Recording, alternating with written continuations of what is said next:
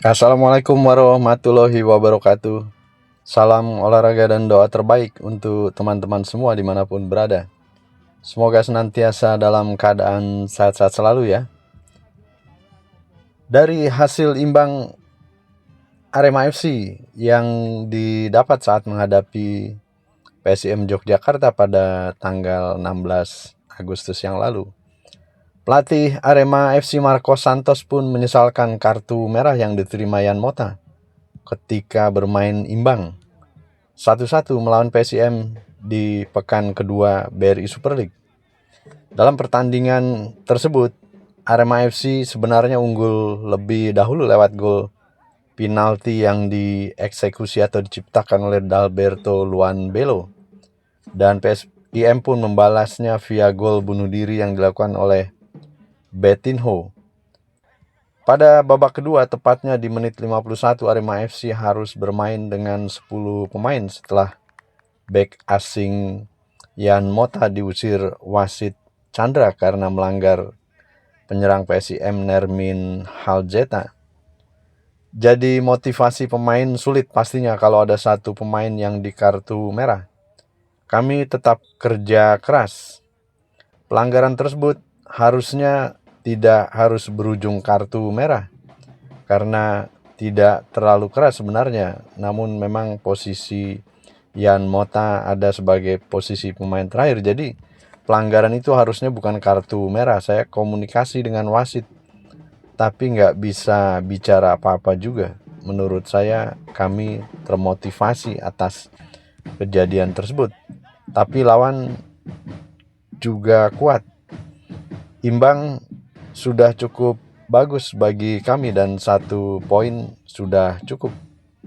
Pelatih asal Brasil itu tetap mengapresiasi kinerja anak asuhnya. Menurutnya Dalberto Luanbelo dan kawan-kawan sudah berusaha keras dan tampil luar biasa demi membawa pulang poin penuh di kandang Laskar Mataram. Namun akhirnya hanya berujung 1 poin. Jadi PSIM itu mainnya luar biasa juga, tegas Marcos Santos. Supporter mereka memberi motivasi untuk membangunkan semangat mereka. Tetapi Arema pada babak pertama dan kedua juga cukup bagus. Meski kami kurang 1 pemain, tapi menurut saya pemain telah bermain luar biasa hari ini. Sementara itu, bek Arema FC Anwar Rifai yang juga hadir di press conference pasca pertandingan mengungkapkan rasa syukurnya setelah timnya berhasil membawa pulang 1 poin dari markas PSIM.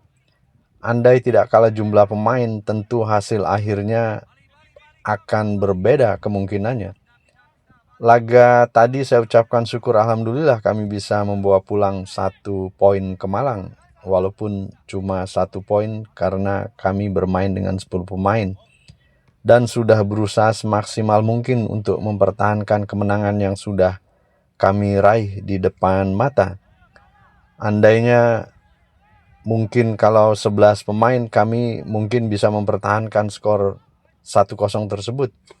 Tapi mereka bisa menyerang kami dan sehingga kami terdesak dan terciptalah gol bunuh diri dengan 10 pemain kita, dan kami bersyukur bisa membawa pulang 1 poin, ujar Anwar Rifai, pemain berusia 24 tahun tersebut.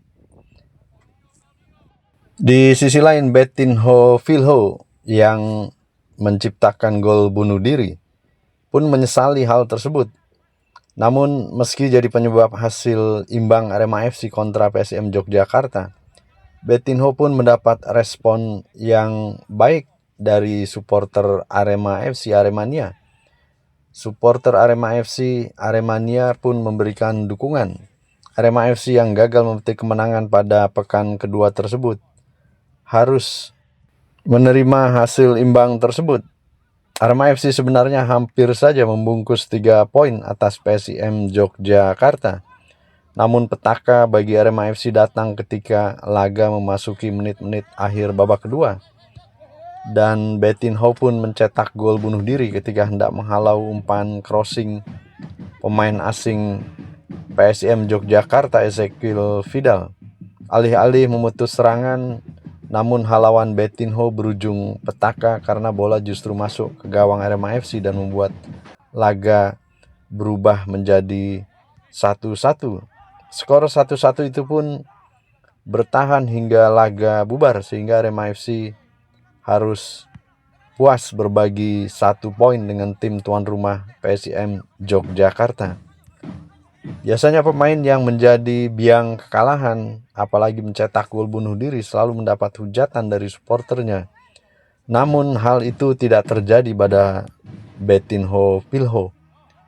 Betinho secara mencengangkan justru mendapat pesan motivasi dan semangat dari Aremania serta dukungan. Terlepas dari gol bunuh diri yang ia buat, menurut Aremania, Betinho telah bekerja keras panjang laga dan mampu memutus serangan-serangan mematikan PSIM Yogyakarta.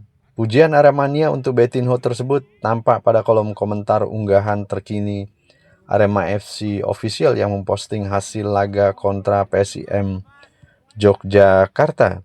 Beberapa komentar-komentar dukungan dan juga belaan terhadap Betinho Pilho seperti tertera di gambar ini, teman-teman ya.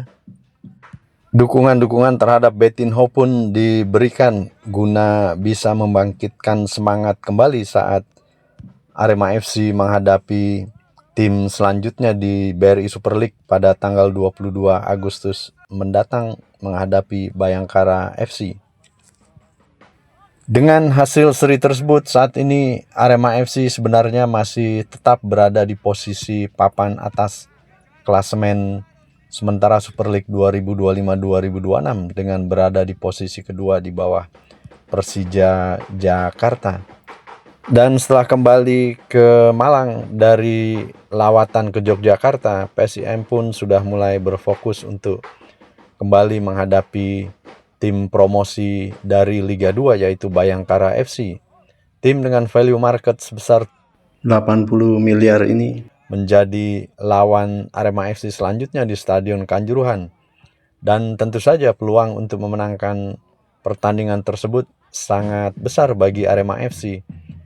Dengan 2 tren positif yang didapatkan, 1 kali menang dan 1 kali imbang, Arema FC memiliki modal yang cukup baik untuk meraih kemenangan saat menghadapi Bayangkara FC, di mana Bayangkara FC yang diasuh oleh pelatih ex Persebaya Surabaya Paul Munster saat ini menduduki peringkat ke-15 di klasemen sementara pekan kedua Super League 2025-2026. Dengan hasil 1 kali kalah di pertandingan pertama saat menghadapi Borneo FC dan juga hasil 1 kali imbang saat menghadapi PSM Makassar di Stadion Sumpah Pemuda Bandar Lampung. Kita akan lihat pertandingan selanjutnya Arema FC menghadapi Bayangkara FC pada 22 Agustus mendatang sebagai pertandingan pekan ketiga atau match ketiga bagi kedua tim. Begitu kiranya informasi perihal pembelaan Marco Santos terhadap Yan Mota yang dianggap tak layak untuk mendapatkan kartu merah, serta dukungan Aremania terhadap Betinho yang menciptakan gol bunuh diri pada pertandingan tersebut. Dan tentu saja fokus Arema FC selanjutnya menghadapi Bayangkara FC.